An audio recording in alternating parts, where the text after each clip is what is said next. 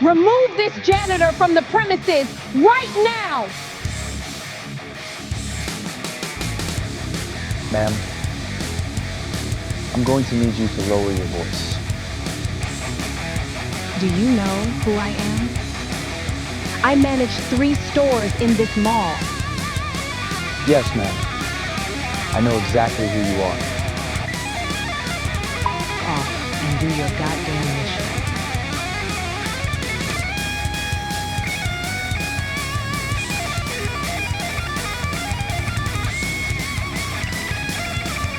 As for you, you better get the hell out of here and fast.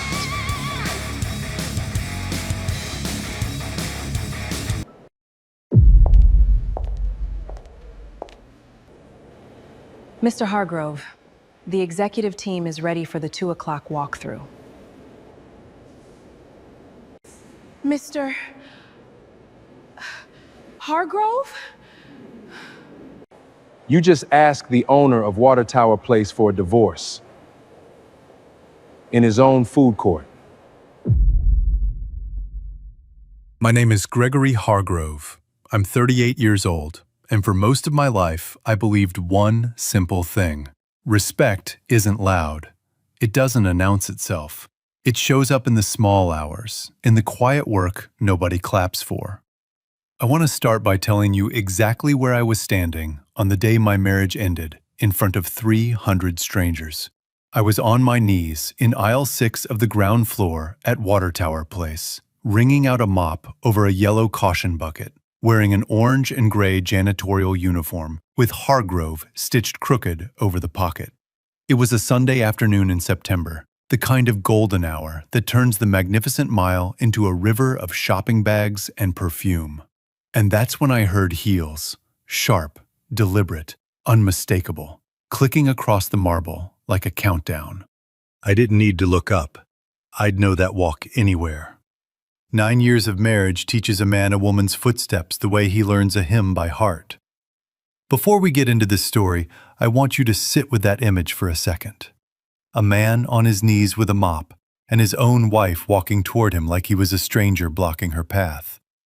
Because what happened in the next 4 minutes would end up in front of a jury of shoppers, security guards, and one heartbroken mother.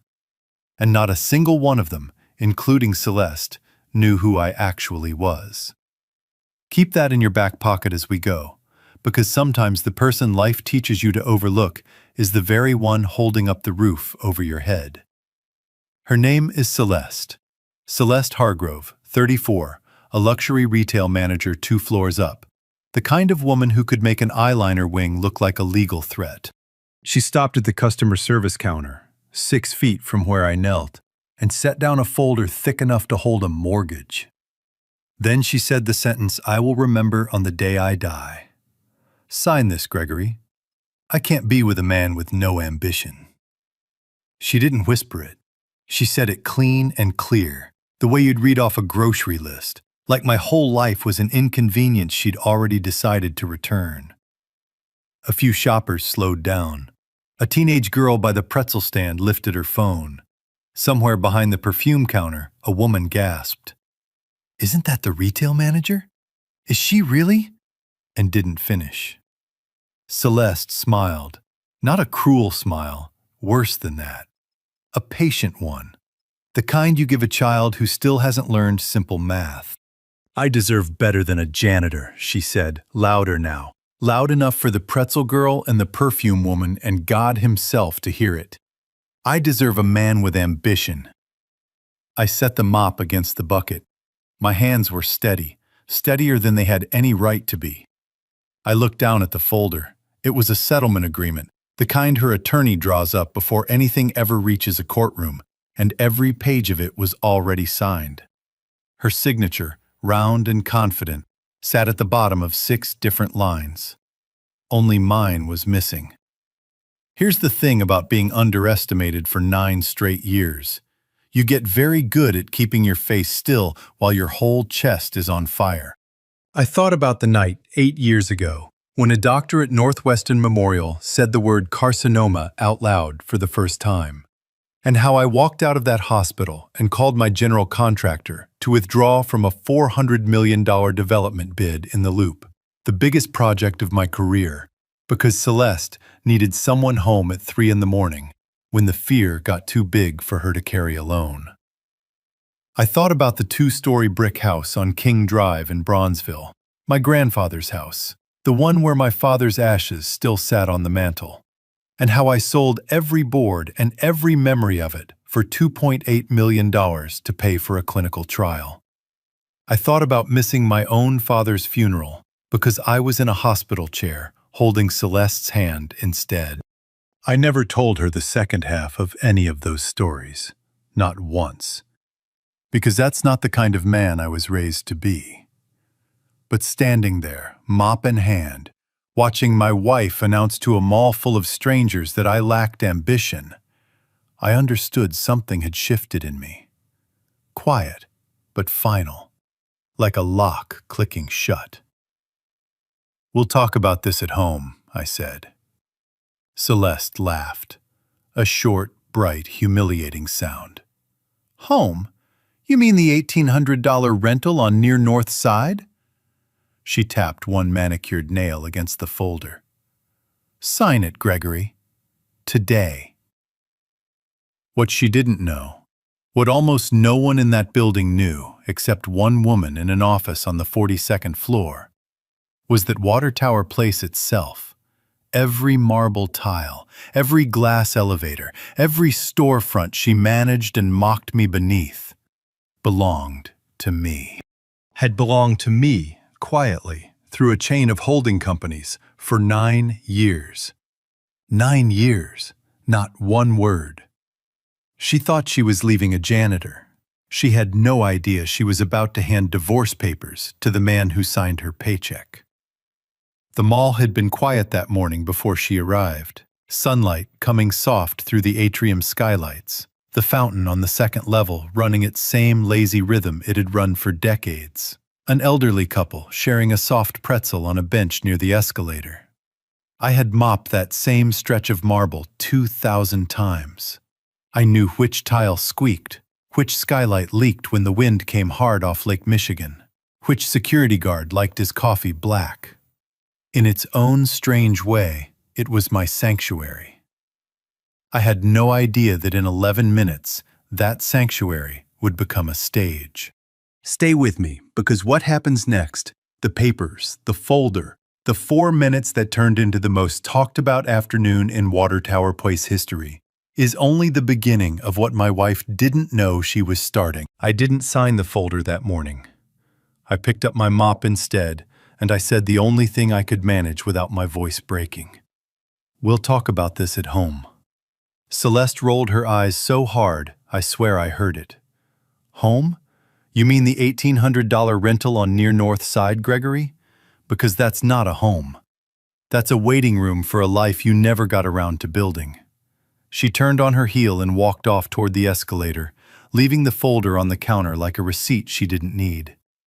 I stood there a long moment, mop dripping, and let myself think. For the first time in 9 years, out loud, even if only in my own head, about the secret I'd been carrying since before we ever exchanged rings. I am the sole beneficiary of the Hargrove Family Trust, which 9 years ago quietly acquired a controlling stake in the holding company that owns Water Tower Place. I signed those papers in a conference room on Wassail Street the same month I proposed to Celeste. I never told her. Not because I was ashamed of my money, but because I wanted, just once in my life, to be loved for the man mopping the floor, not the man who owned the building underneath it. I wanted to know if I mattered without the zeros behind my name. 9 years later, I finally had my answer. Let me tell you how we got from a hopeful young husband to a woman announcing our divorce over a folder of paperwork in front of strangers, because the road there was paved with small cruelties, one polite lie at a time. 8 years ago, when the word carcinoma first entered our lives, I did everything a husband is supposed to do. I sat in cold vinyl chairs at Northwestern Memorial until my back seized up. I learned to cook bland, easy foods for a stomach wrecked by chemotherapy. I learned the particular sound of 3 a.m., the one where fear gets so loud a person can't lie still. I held Celeste's hand through it, night after night, and I never once complained, because that is not what love does when it's real. But here is what I didn't know until much later, what took me almost 2 years to piece together from receipts, missed calls, and a gut feeling I kept trying to talk myself out of. Some of those hard chemo nights weren't hard at all. Some of them were performances. I found out, eventually, that on the night of my 35th birthday, when Celeste called to say she was too sick and too tired from treatment to celebrate, she was, in fact, at Alinea, 3 miles away, sharing a 9-course tasting menu with a man named Howard Hayes. I found the receipt in a coat pocket a few weeks later while doing laundry. Dated the same night, table for 2, a bottle of Cristal on it that cost more than my monthly mortgage payment on the rental she liked to mock. There is one more thing I did that year, something I never told Celeste and never told anyone but my mother. After the diagnosis scare and the endless nights of not knowing whether the woman I loved would survive the year, I made a quiet, private decision about my own body. A decision about children, about the kind of uncertainty I didn't think I could survive twice. I didn't tell Celeste. At the time, I told myself I was protecting her from one more hard conversation. I would come to understand much later exactly how much that single quiet choice would end up protecting me instead. I said nothing. I told myself there had to be an explanation. That's the thing about loving someone for 9 years. You build a whole cathedral of excuses before you'll let yourself believe the roof is caving in. Then came the day I nearly signed a 7-figure consulting contract of my own, quietly, under an LLC nobody connected to my name, and had to cancel the closing call because Celeste collapsed in our kitchen, gasping, clutching the counter. I drove her to the ER myself, ran red lights on LaSalle, carried her through the sliding doors. The attending doctor found nothing. Nothing at all. Blood pressure normal, oxygen normal. She was, he said gently, perhaps under some stress. I later learned Howard had been waiting for her 2 blocks away the entire time, in a car with the engine running, because the collapse was a maneuver to avoid a dinner with my accountant that might have exposed too much about our finances. By then, the disrespect had stopped hiding at all. Celeste began correcting people in front of me. Gregory does maintenance work, she'd tell her retail friends at brunch, loud enough for me to hear from the next table, where I sat quietly finishing my coffee. I can't exactly bring him to the gala circuit, can I? Her friends would laugh, a light, careless laugh, the kind people use when they've decided a man in the room doesn't count as a man anymore. I kept showing up anyway. I made her tea when her stomach hurt, real or not. I ran her dry cleaning to the cleaners on Rush Street. I listened, every single night, to a woman complain about a life that I was quietly funding without her ever knowing it. And then I found out about the money. $2.8 million, every cent from selling my grandfather's house in Bronzeville, the house where my father's ashes had rested on the living room mantel for 6 years, the house I gave up so Celeste could afford an experimental treatment protocol, had gone, in careful installments over 16 months, into a down payment on a penthouse in the Gold Coast. 2,200 square feet, floor-to-ceiling windows facing Lakeshore Drive, a private elevator. Registered under Celeste's name only. I found the closing documents in a drawer she thought I never opened. Around the same time, I discovered something even harder to stomach. Howard Hayes, the man from Alinea, the man from the idling car, had been signing internal vendor contracts inside Water Tower Place under a slight misspelling of my own name, collecting kickback commissions on maintenance and security contracts that ran through the very company I owned. He was skimming money from my own mall, using my identity as cover, while sleeping with my wife in a penthouse funded by my father's ashes. I want to be honest with you about something. There were nights I lay next to Celeste, listening to her phone light up the ceiling with a message from Howard. "Not long now, baby. Soon I'll be free." And I felt something in my chest I am not proud of. Not sadness anymore. Something colder, quieter, more patient. The kind of feeling that doesn't yell, the kind that plans. So I planned. I didn't confront her. I didn't throw a single plate. Instead, I did what 9 years of quiet strength had trained me to do. I gathered evidence. Bank statements, screenshots, hotel folios. I met privately with my chief of staff, a sharp, unshakable woman named Naomi Sinclair, and I began, slowly and legally, moving assets, documenting fraud, and preparing for a day I hoped would never come, but somehow always knew was coming. I kept cooking dinner. I kept doing the laundry. I kept nodding along while Celeste complained about the exhausting demands of luxury retail management, a job she'd have lost in a week if she'd ever tried to run an actual building. I let her believe, every single day, that I was exactly what she called me, a man with no ambition. She had no idea I owned the roof over her head, the elevator she rode to work, and the very counter where, 11 months later, she would set down a stack of divorce papers and demand I sign away a marriage she'd already thrown away herself. Now I want to ask you something, because I think it says a lot about who's watching this story tonight. If you were standing where I stood, mop in hand, evidence already gathered, a wife already planning her exit with another man, would you have confronted her the moment you found that receipt from Alinea?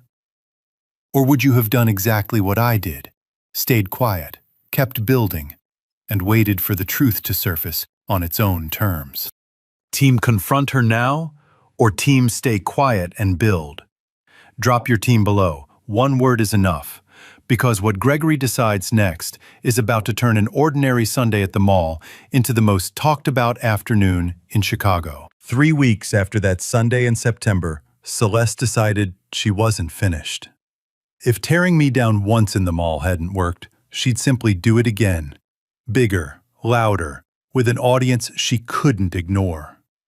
She chose the food court at Water Tower Place on a Friday at 12:30 p.m., the busiest lunch hour of the week. Every table was full. The line for the Italian counter wrapped past the frozen yogurt stand. Office workers in lanyards, tourists with shopping bags from the Apple Store, a group of retirees resting their feet near the escalator, all of them close enough to hear every word she said next. I was on my knees again, this time wiping down a spill near table 14, when I heard her heels stop directly behind me. "Sign it," Celeste said, and this time her voice had an edge to it, thin and sharp, like she'd rehearsed the cruelty in the mirror that morning. "Right here, right now. I deserve better." She held the folder out at arm's length, the same folder from 3 weeks earlier, patched with fresh tape where I'd apparently need to sign twice now. A few people at the nearest table went quiet. Someone's fork stopped halfway to their mouth. I stood up slowly. I looked at her, really looked. The way you look at someone you loved once, trying to find the person underneath the performance. And then I took the folder from her hand. I didn't sign it. I tore it in half. The sound cut clean through the food court, that particular ripping sound paper makes when it knows it's already lost, sharp and final, echoing off the marble and the glass skylights above us. For 1 full second, nobody in that food court moved. Then Celeste's face broke open in something between fury and disbelief. "Are you out of your mind?" she shouted, loud enough that 3 tables turned fully around in their seats. "You don't get to do that. I am done with you, Gregory. Done being married to a janitor who mops floors for a living while I actually build something." I set the torn halves gently on the nearest table, the way you'd set down something you were finally allowed to let go of. In that half-second of silence after the tear, I understood exactly what I was afraid of, and exactly what I wanted. Part of me had stayed quiet for 9 years out of a real fear that the moment I used my own power against her, I'd become the very thing I despised in people like Howard. Someone who wins by making another person small. But underneath that fear was a simpler ache. I didn't want revenge. I wanted to finally be heard, in a room too public for her to talk her way out of it, the way she'd never once let me finish a sentence in 9 years of private conversations. Tearing that folder wasn't rage. It was the only language left that she couldn't interrupt. Celeste spun toward a security guard near the pretzel stand, jabbing a finger at me. "You! Remove this janitor from the premises, right now!" The guard, a young man named Desmond who'd worked the day shift for 2 years and always waved at me on my way in, didn't move. He glanced at me, then back at Celeste, then at his radio, clearly unsure what exactly he was being asked to enforce. "Ma'am," he said carefully, "I'm going to need you to lower your voice." "Lower my—" Celeste's mouth opened and closed. "Do you know who I am? I manage 3 stores in this mall." "Yes, ma'am," Desmond said. "I know exactly who you are." What he didn't say, what he'd clearly been instructed weeks earlier never to say unless a specific set of circumstances arose, was who I was. Around us, the food court had stopped pretending not to watch. A woman at table 9 had set down her fork entirely. 2 teenage boys by the smoothie counter had angled their whole bodies toward us, phones half raised, waiting to see if this was worth recording. The smell of garlic bread and fryer oil hung in the air, ordinary and strange against the sudden tension, the way a normal Tuesday smell can feel wrong in the middle of something that isn't normal at all. I remember thinking, absurdly, that Celeste had chosen the 1 hour of the week when Water Tower Place was fullest. She'd wanted an audience for my humiliation, never imagining she was building one for her own. That's when I heard the second set of footsteps, calm, even, unhurried, coming from the management corridor behind the food court. A tall woman in a charcoal gray suit stepped through the double doors, a tablet in one hand, her expression professional and utterly unbothered by the scene in front of her. Naomi Sinclair, my chief of staff. The one person in this building who had known the truth since the day I bought it. "Mr. Hargrove," Naomi said, her voice carrying clean across the food court, respectful and unmistakably formal.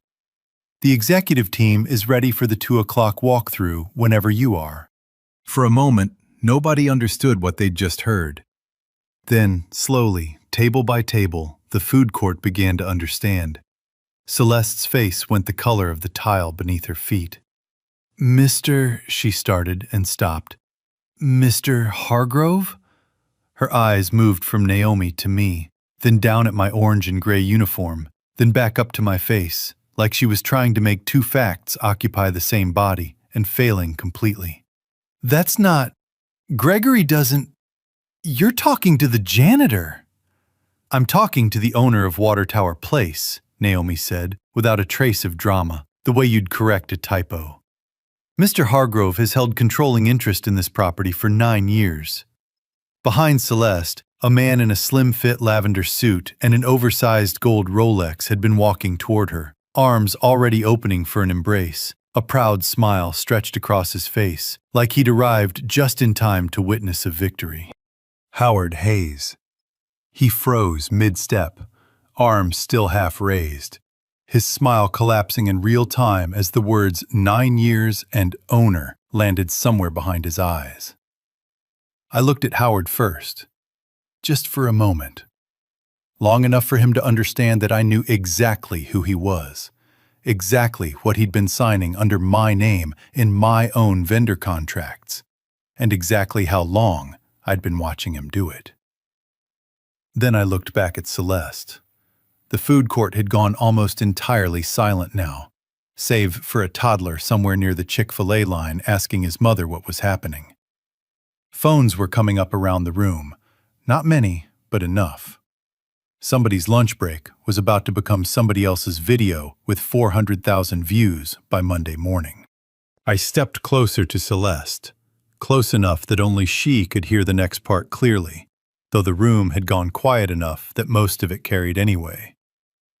"You just asked the owner of Water Tower Place for a divorce," I said, my voice steady, without heat, without triumph, just fact, laid down the way you'd set a level against a wall to see how far off it really was. In front of his own employees, in the food court he built. Celeste's mouth moved, but nothing came out. Her hand, the one that had held the folder so confidently 3 weeks earlier, was trembling now, fingers curling and uncurling at her side like she didn't know what to do with them without a prop to hold. "This is a joke," she finally managed, her voice climbing half an octave, brittle at the edges. "This has to be some kind of joke. Gregory doesn't, you don't have, where would you even get 9 years, Celeste?" I said quietly. "You've been married to him the whole time."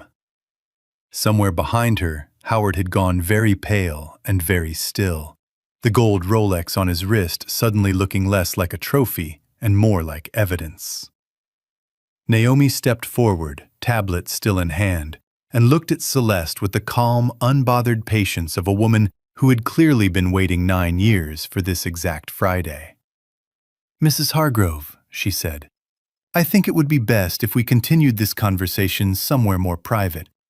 Mr. Hargrove has quite a bit more to share with you, and I don't think you're going to like most of it." The food court held its breath, 300 strangers watching a woman's whole understanding of her own life come apart in real time.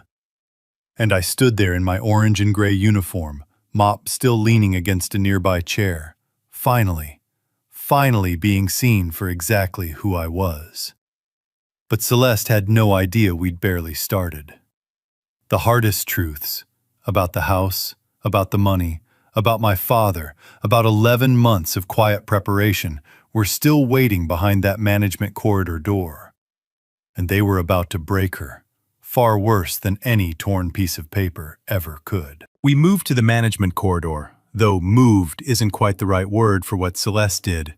She was half-walked, half-guided, Naomi's hand hovering near her elbow without ever quite touching her, the way you'd guide someone who might bolt. Howard trailed several steps behind, his lavender suit suddenly looking costume cheap under the fluorescent hallway lights, his gold Rolex hanging heavy and useless on his wrist. I didn't raise my voice, I never do, but I laid the truth down in front of her the way a contractor lays down a foundation, one flat, load-bearing fact at a time. I opened a folder of my own, bank transfer records, hotel folios from the Intercontinental on Michigan Avenue, dated across 14 months, all under a name that wasn't mine. Text message screenshots, time-stamped, several of them sent on nights Celeste had told me she was too sick from treatment to get out of bed. "You used my grandfather's house," I said quietly, sliding the closing documents for the Gold Coast penthouse across the table, "to fund a life with him." Celeste's eyes dropped to the paper, then came back up, wet and furious. "That was our money, Gregory, money from my treatment. I earned that money, surviving—" $2.8 million, I said, still quiet, still level, from a house that had my father's ashes on the mantel until the day I sold it. You put a down payment on a penthouse for a man who was sleeping with my wife while I was paying for chemotherapy you didn't need half the time you claimed you did. Howard, who had been standing near the wall trying to look like furniture, finally found his voice. "Now hold on," he said, stepping forward with the particular confidence of a man who has never once had to answer for anything in his life. "You don't know the whole situation. Celeste and I—" "You signed vendor contracts inside my mall," I cut in, under a misspelling of my own name. Landscaping, security staffing, maintenance supply. Nearly $400,000 in kickback commissions over 3 years, routed through a shell account with your mother's maiden name on it. I have the filings. I have the wire transfers. I have your signature, badly disguised as mine, on 11 separate contracts. The color drained out of Howard so fast, I almost felt sorry for him. Almost. That's... He started, then stopped, his eyes darting toward the door like he was calculating how far he'd get if he simply walked out. Look, man, that's a paperwork thing, a misunderstanding between vendors. I never meant for any of that to... To what? I asked. To get traced back to you? Because it did. I've owned this property for 9 years, Howard. Every contract that crosses this building's books eventually crosses my desk. I saw your signature the first month you started forging it. I let it run for 3 years because I needed the full paper trail before I moved. Howard's mouth opened, then closed. For a man who talked for a living, he suddenly had nothing to sell. Fraud, Naomi said simply, not even looking up from her tablet. Federal wire fraud, most likely, given the interstate transfers. I've already spoken with counsel. Celeste's hands were shaking now, the folder of her own ruined divorce papers still crumpled in one fist. It was our money, she said again, quieter this time, like she was trying to convince herself as much as anyone else in the room. A husband and wife share everything. That house was going to be sold eventually anyway. Whose money? I asked. Money from a husband you called a janitor in front of 300 strangers. Money from a house you never once asked to see, because you never once asked me anything about my family that didn't end in a request for cash. Watching her search for a justification that didn't exist, I understood the shape of her fear clearly for the first time. She had never really been afraid of losing me. She was afraid of being seen, finally and completely, by people whose opinion she'd spent her whole life performing for. Which is exactly why she'd chased Howard's money and status instead of ever asking what her own husband had quietly built. That fear was pulling her 2 directions at once. Some small, honest part of her wanted to kneel there and mean it, while the rest of her was still calculating how to spin the room back in her favor. In the end, the fear of being truly known lost to the fear of losing everything, and all she could do was say the word she'd never once said to me in 9 years. "I'm sorry," she said, the words tumbling out fast and desperate, tears finally spilling over. "I made a mistake. Please, Gregory, we can fix this. Please don't do this to me in front of everyone." That's when the corridor door opened one more time. I heard her before I saw her, the particular rhythm of low heels on tile that I'd know anywhere, unhurried but purposeful. The same walk she'd used my whole childhood to enter a room she already knew needed fixing. My mother, Loretta Hargrove, stepped through the doorway in her good church coat, the navy wool one she saved for funerals and important Sundays, her silver hair pinned up neat despite what must have been a rushed drive across the city the moment Naomi called her. She was 62 years old, and she had never once, in my whole life, raised her voice to make a point land. She didn't need to. She carried a weight in her stillness that made rooms quiet down on their own. "I think it's time somebody told this young woman the rest of it," my mother said, and every person in that corridor went still. Celeste turned, and something in her face cracked open at the sight of my mother. Perhaps the last person in this whole ordeal she still hoped might be gentle with her. "Mrs. Hargrove," Celeste started, "please, My son sold his own grandfather's house," Loretta said, cutting through the room with the same calm devastation I'd inherited from her. The house he grew up in, the house where his father's ashes sat on that mantel for 6 years because Gregory couldn't bear to scatter them anywhere his daddy hadn't loved first. He sold it to pay for your treatment. And while he sat in a hospital chair, holding your hand through chemotherapy that turned out to be, some nights, a performance for another man, his own father passed away 3 miles from that same hospital. Gregory missed his daddy's funeral, Celeste. He has never told a living soul that. Not his friends, not his pastor, not even his own mother, until 3 weeks ago. He carried that alone for 8 years, so you wouldn't have to feel guilty. The silence that followed had a weight to it I can still feel in my chest sometimes, even now. Celeste's knees seemed to give out beneath her. She sank down, not gracefully, right there on the corridor floor in front of Howard, in front of Naomi, in front of my mother, in front of me, the folder of ruined divorce papers falling from her hand and scattering across the tile. "I didn't know," she whispered. "And I believed that part, at least. You never told me. Gregory, you never told me any of it." "No," I said. And for the first time since that Sunday in September, my voice caught, just slightly, on the next words. "Because I didn't marry you so you could carry my grief. I married you so we could carry each other's. You were only ever supposed to carry half." I stood there in my orange and gray uniform, watching the woman I had loved enough to bury a piece of my own history for kneel on a corridor floor, undone not by anger, not by revenge, but by the plain, unbearable weight of everything she had never bothered to ask about the man she'd been calling a janitor for 9 years. I thought, standing there, of a much smaller kitchen, the one in Bronzeville, with the cracked linoleum my grandfather never got around to replacing, and my father's laugh filling up every corner of it on Sunday mornings. I thought of the last time I saw that mantel before the movers came, my father's urn catching the afternoon light through the front window one final time.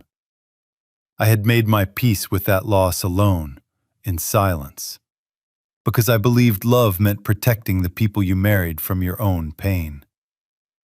Watching Celeste on that floor, I understood for the first time that silence hadn't protected our marriage at all. It had simply let it rot quietly, one unspoken sacrifice at a time, until there was nothing underneath it strong enough to hold either of us up. Naomi crouched down near Celeste, not unkindly, and helped her to her feet the way you'd help a stranger who'd fainted on the sidewalk. Professional, careful, entirely without warmth. Howard had already backed himself toward the far wall, his phone out, presumably calling a lawyer he could no longer afford. But Loretta wasn't finished, and neither was I. What came next would take everything Celeste thought she still had left. The penthouse, the reputation, even the child she was about to claim was mine, and prove that quiet men remember every single thing done to them, even when they never say a word. I let Celeste stand back up before I said the rest of it. There is no dignity in speaking hard truths to someone still on the floor, and whatever she had done to me, I wasn't willing to become a man who forgot that. The penthouse in the Gold Coast, I said, is being sold. Every cent of the proceeds, along with the $2.8 million from my grandfather's house, is going into a scholarship fund in my father's name, for the children of janitors, maintenance workers, and every kind of laborer this city looks straight through every single day. Celeste's face crumpled. "You can't do that. That's my home."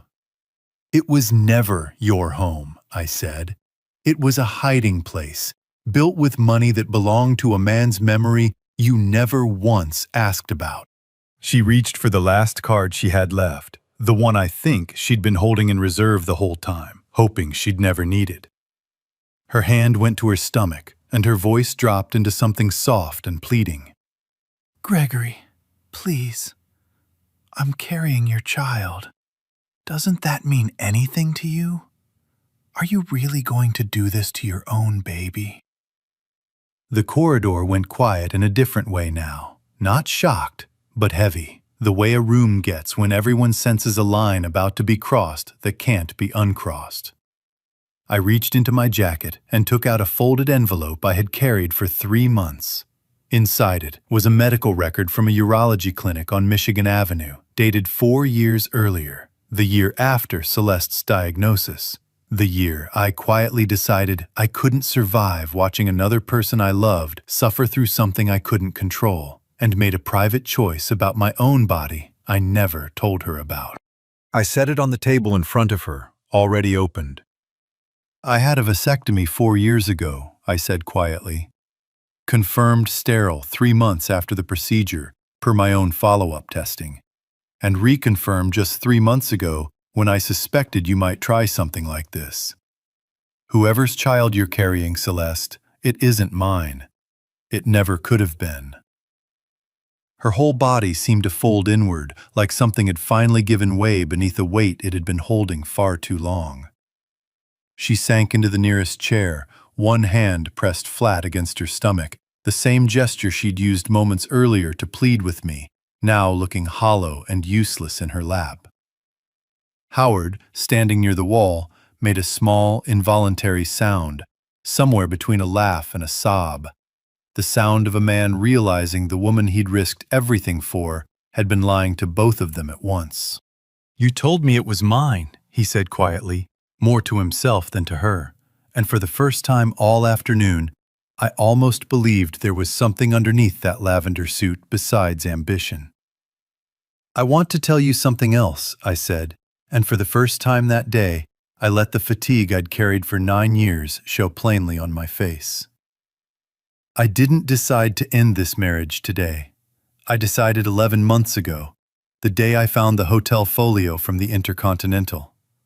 I have spent 11 months quietly moving assets, documenting fraud, buying out the small consulting firm Howard works for so I'd have full authority over what happens to him next, and building a case strong enough that no judge in this state would ever question why.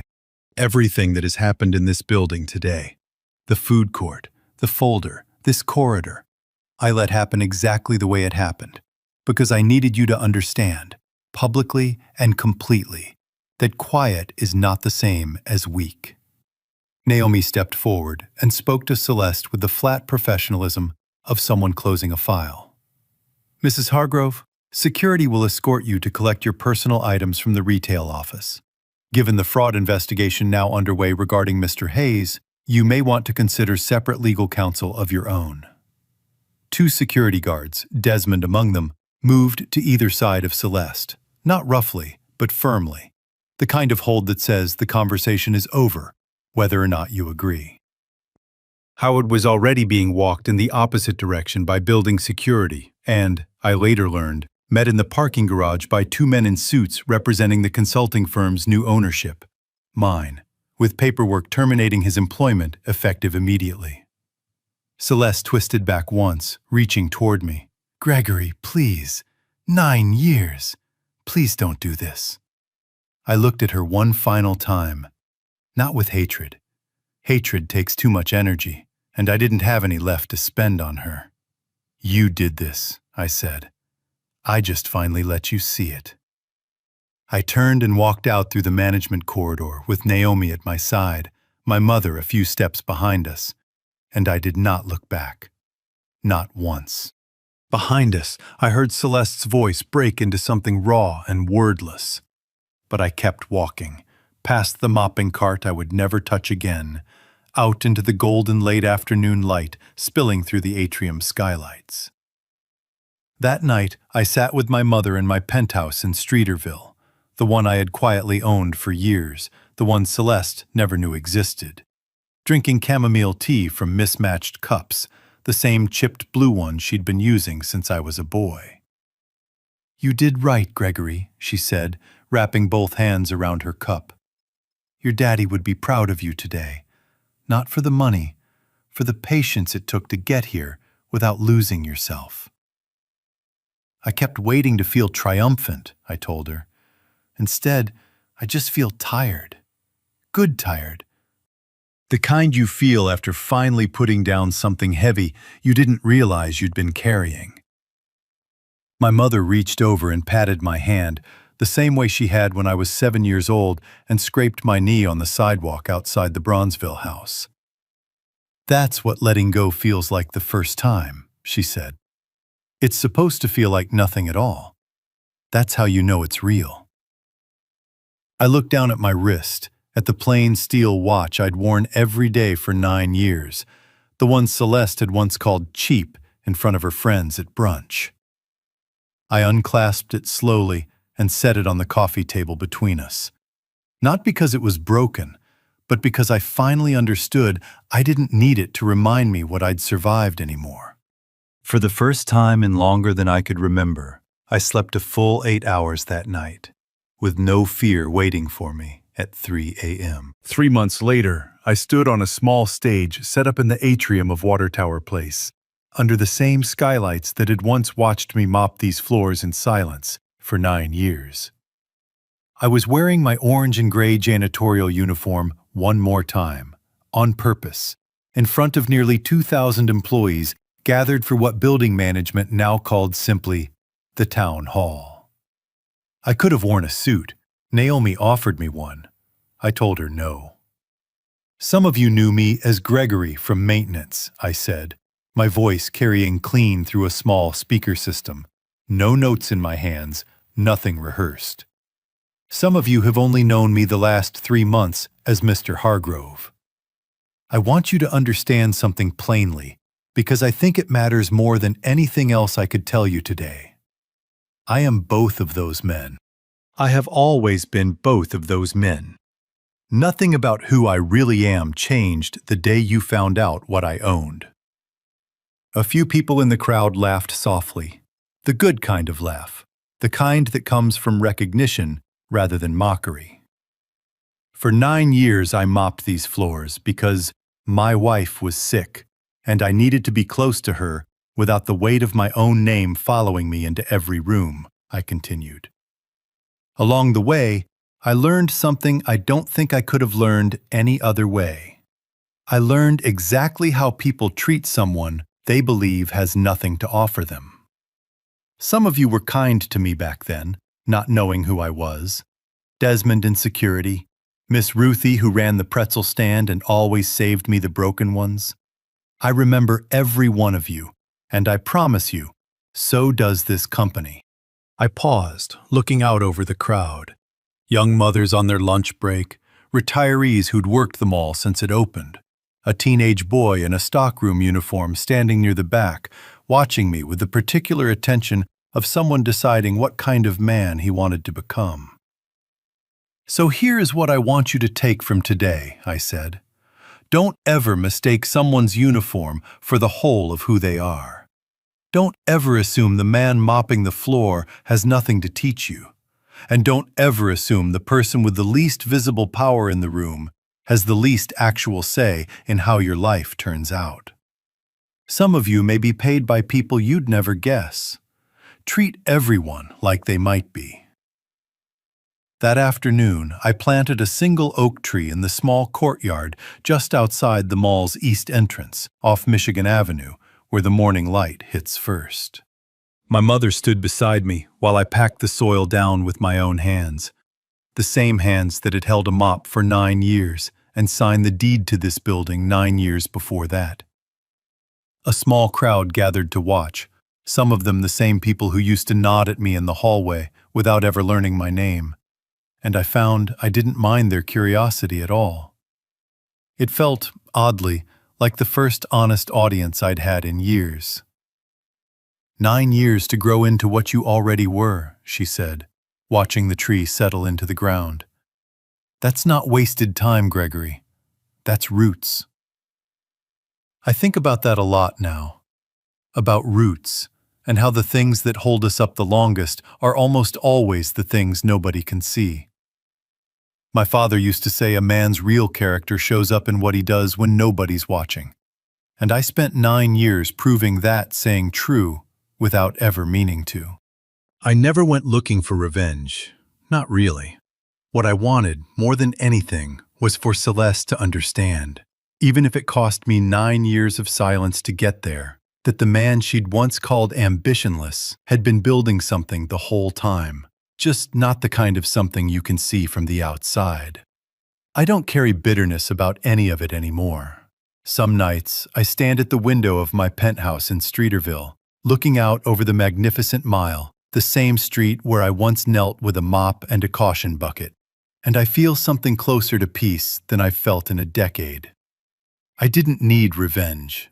I only needed her to know, once and for all, that the man she overlooked was the one who had given her everything. This story reminds us that respect was never something Celeste could take from Gregory. It was something he'd already decided, quietly, 9 years before, never to negotiate over again. If you're reading this tonight with the porch light on and nobody left to switch it off for, here's something more useful than a saying on a dish towel.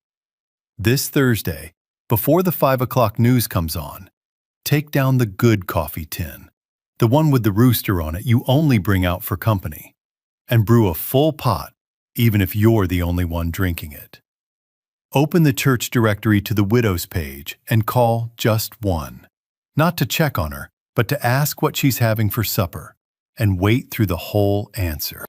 If you have a grandson who fixes cars, mows lawns, or hauls freight for a living, send him an actual card from the drugstore rack this week, not a text, and write down one specific thing you're proud of him for. If you've buried a husband who worked with his hands, keep his reading glasses in the drawer where you can still find them by feel in the dark. And on the Sunday closest to your anniversary, set his coffee cup out next to yours anyway. Black, no sugar, the way he took it, and sit with it until the coffee goes cold. Gregory never needed the world to apologize to him. He needed one honest cup of tea with his mother and a patch of ground to plant something in. Some nights, that's the whole of what healing actually asks of us. Written by a human with AI as companion, it hopes to leave you with a warm feeling that even when wrongly treated or looked down upon, there are still people and good things quietly standing on your side. Production team, story and screenplay by Quinn Fung. Character development and visual conceptualization by Chris Wynn. Video scripting and scene adaptation by David Wynn. A passionate team dedicated to bringing this story to life.